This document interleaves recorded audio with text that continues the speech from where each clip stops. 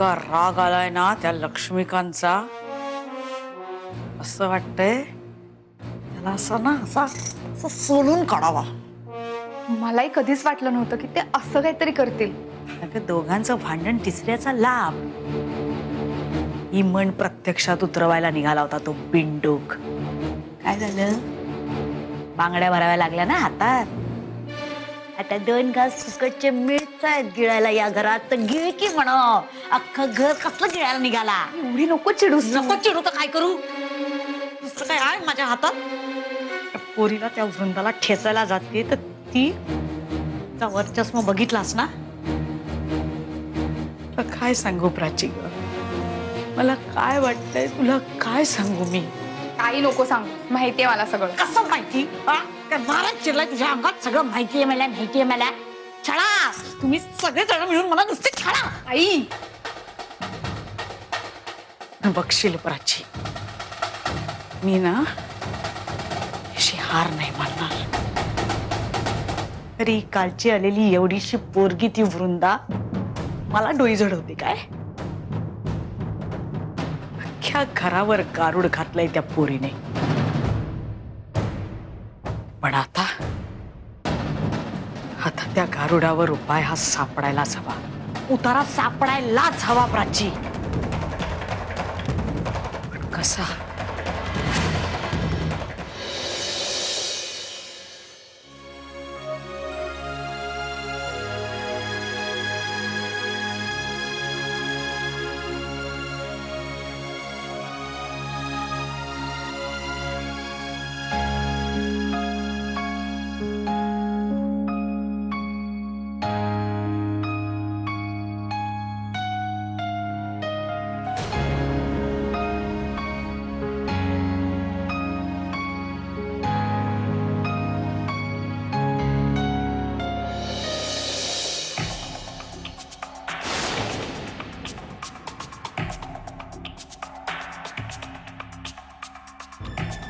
प्रसाद, तुझ्या एवढ्याशाही जवळकीने किती सुखावली आहे रे मी.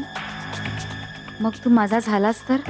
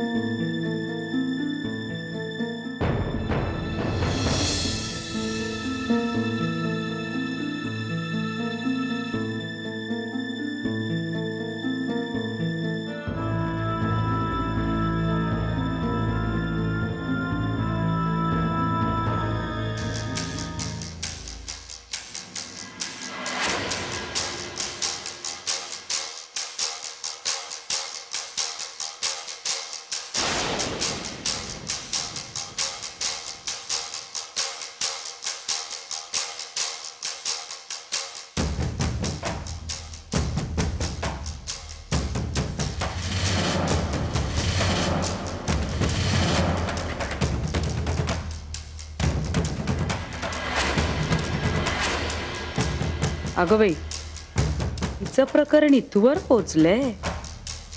हे असं झालं की काखेत कळसा आणि गावाला वळसा. आता हिला मी माझ्या खेळातला हुकमाचा एक्का बनवणार. वृंदा नावाच्या आजारावर मला जालिम उतारा सापडेल. अगदी 100%.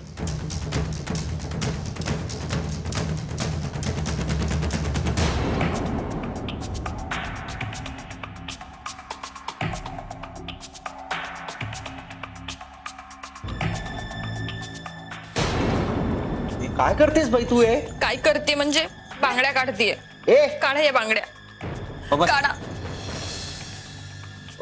मला होते सवय याची हळूहळू. तुम्ही काहीच बोलू नका. तुम्हाला बघून ना मला किती त्रास होतोय ना माझं मला माहितीये. तुमची शिक्षा बघून तळपायाची आग मस्तकाला चालली. काढा बरं बांगड्या. राहू दे, काढा राहू दे म्हटलं ना. बघ सुवर्णा, तुझ्या बाबांनी दिलेली ही शिक्षा आहे. त्यांच्या परमिशन शिवाय मी जर का या बांगड्या काढल्या ना तर उद्या मला ते वेगळी शिक्षा देतील. आज बांगड्या भरायला लावल्यात, उद्या म्हणतील साडी नेस. चालेल? आईनी आपल्याला बंगल्यात साधी बेडरूम दिली नाही तर हा एवढा मोठा बंगला तुमच्या नावावर करतील असं तुम्हाला वाटलं तरी कसं हो? मी तुला म्हटलं होतं ना की माझ्या या राणीला या बंगल्याची मालकीण झालेलं मला बघायचंय. हा? का स्वार्थासाठी केलं मी? ते सगळं जाऊ द्या. आता एक गोष्ट लक्षात ठेवा, इथून पुढे असल्या फंदात अजिबात पडायचं नाही. ठीक आहे ना? आपण या घरात राहतोय हेच आपलं मोठं नशीब समजायचं आणि राहायचं. अहो मी काय म्हणते कळतंय ना तुम्हाला? तुम्ही इथे बसा, मी तुमच्यासाठी पाणी घेऊन येते. हा,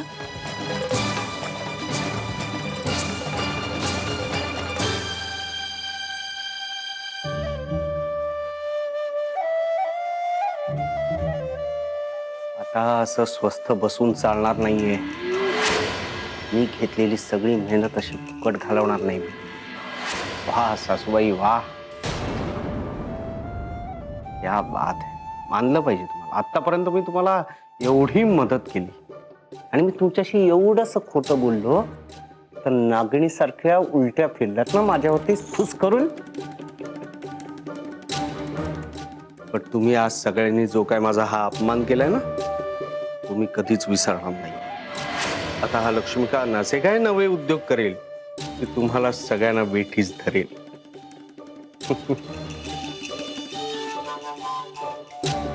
तुमच्या पापाचा भरलाय घडा, तुम्हाला शिकवेल चांगलाच धडा. या फाईल मधले डॉक्युमेंट्स एकदा डोळ्याखालून घाल. आणि एक हे रजिस्ट्रेशनचा फॉर्म आहे आणि एक कागदपत्र या फाईल मध्ये.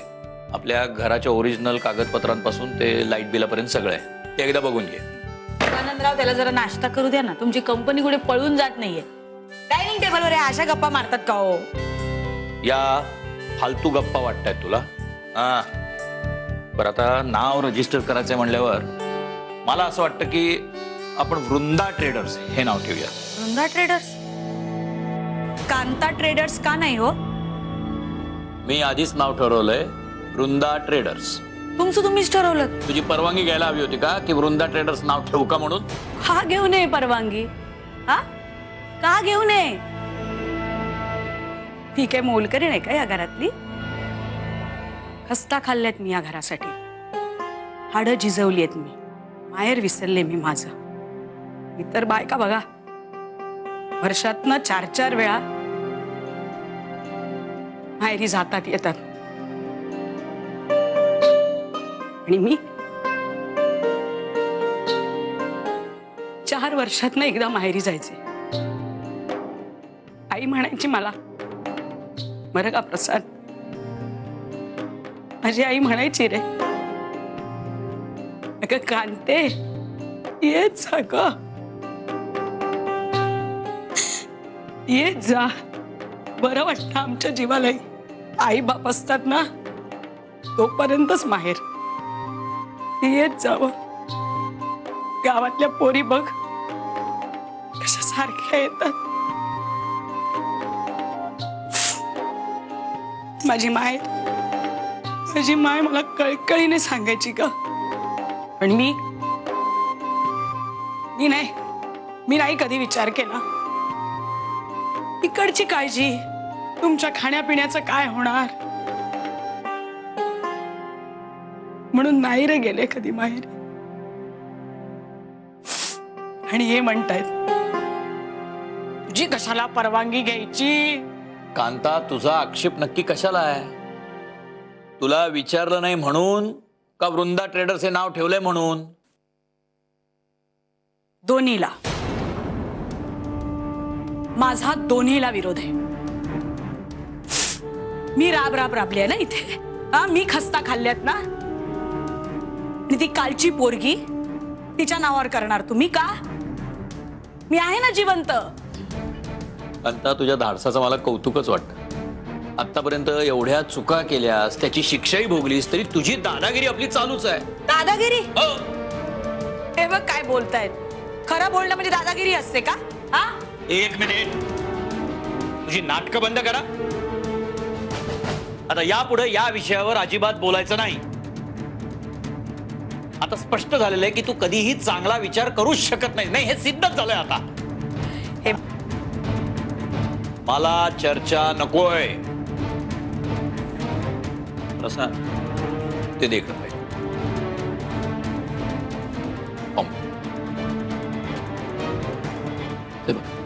तू काय रे कार्टे आता माझी बाजू घेणार? त्या वृंदाचा गुलाम ना तू. मग कंपनी तिच्या नावावरच हवी असेल तुला. वृंदाच्या आधी तर पुन्हा केल्या ना, त्या दोन्ही ठिकाणी सह्या घ्यायच्या. आणि आता वृंदाच्याच नावाने, वृंदा ट्रेडर्स हेच नाव देतोय, तर पार्टनरशिप डीड सुद्धा वृंदाच्या नावाने करायला लागेल. त्यामुळं वृंदाचं बर्थ सर्टिफिकेट आणि इतर डॉक्युमेंट्स जी लिहिली आहे तिथं लिस्ट आहे बघ, ते सगळे तिच्याकडनं घेऊन ठेव. ठीक? वृंदा पार्टनर करा करा करा. हे घर, कंपनी सगळं तिच्या नावावर करा. न्याय आपली बटीक. कांता, फालतू तमाशे बंद करा.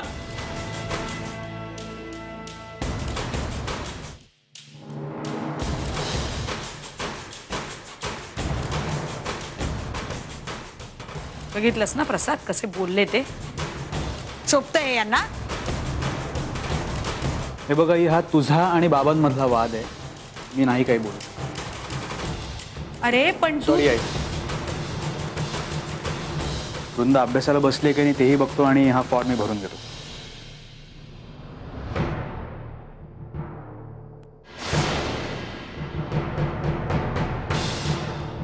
शायरी आई माकड बदलू. अरे लहानपणी एवढ्या एवढ्या गोष्टीसाठी यायचं असणारे माझ्याकडे वाच म्हणायला पाहिजे होतं मी. सॉरी.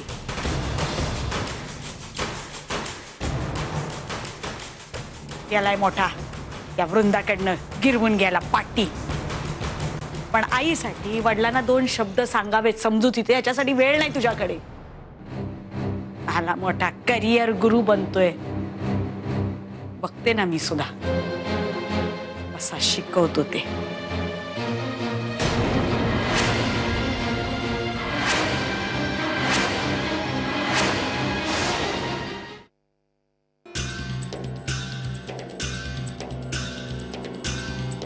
काय कमी आहे माझ्यात?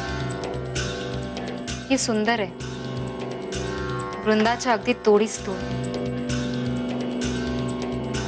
मग माझं एवढं नशीब वेगळं का? जे सुख तिच्या वाट्याला आहे ते माझ्या वाट्याला का नाहीये? मला आवडणारी व्यक्ती तिच्या जवळ आहे. त्याच्या आठवणीतच फक्त सुख आहे.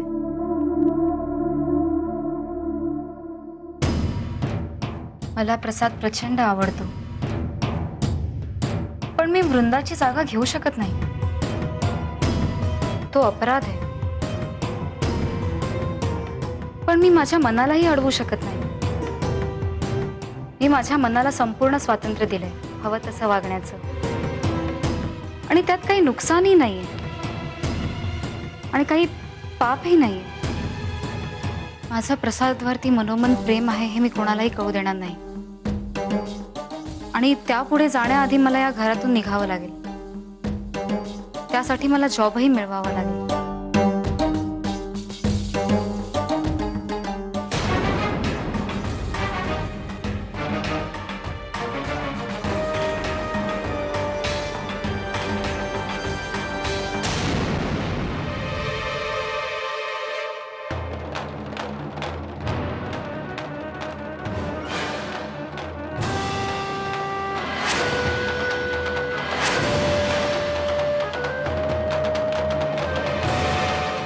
शर्मिष्ठा,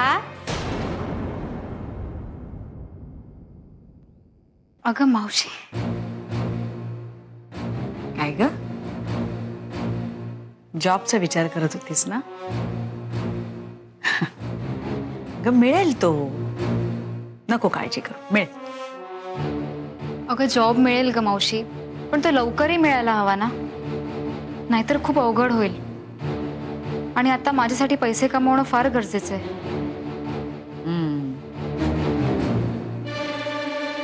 नाही,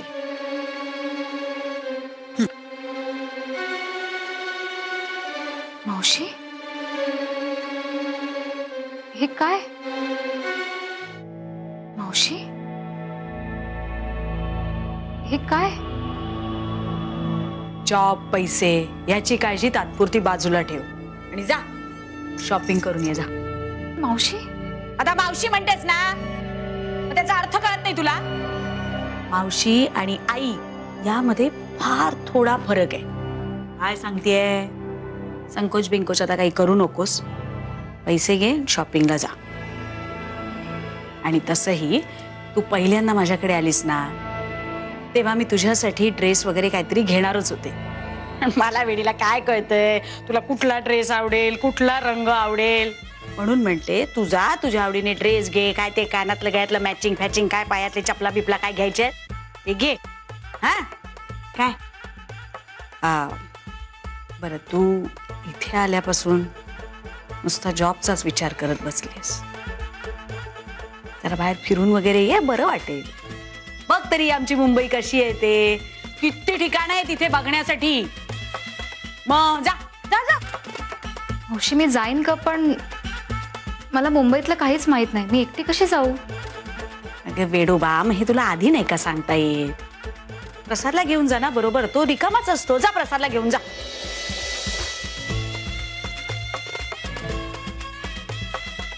काय पण तो येईल का ग मावशी? का नाही येणार? आणि म्हणजे तू विचारून बघ. तो नाहीच म्हणाला तर गोड बोलून त्याला पटव. त्याला काय म्हणावं की म्हणून मला जरा कंटाळा आलाय घरी बसून, तर आलाच बरोबर तर जरा मुंबई फिरीन आणि मुंबई फिरता फिरता थोडंसं शॉपिंगही करीन, है ना? हा, जा धमाल कर. आणि हो, त्याला सोबत न्यायला मी तुला सांगितलंय. हे त्याला कळू द्यायचं नाही. आधीच माझे ग्रह फिरले, ते कोणाला कळलं तर अजून राडा होईल तेव्हा. थँक्स मावशी. मी निघते हा, चेंज करून. हो जा जा. विमान हा डाव तरी माझ्या मनासारखा होऊ दे.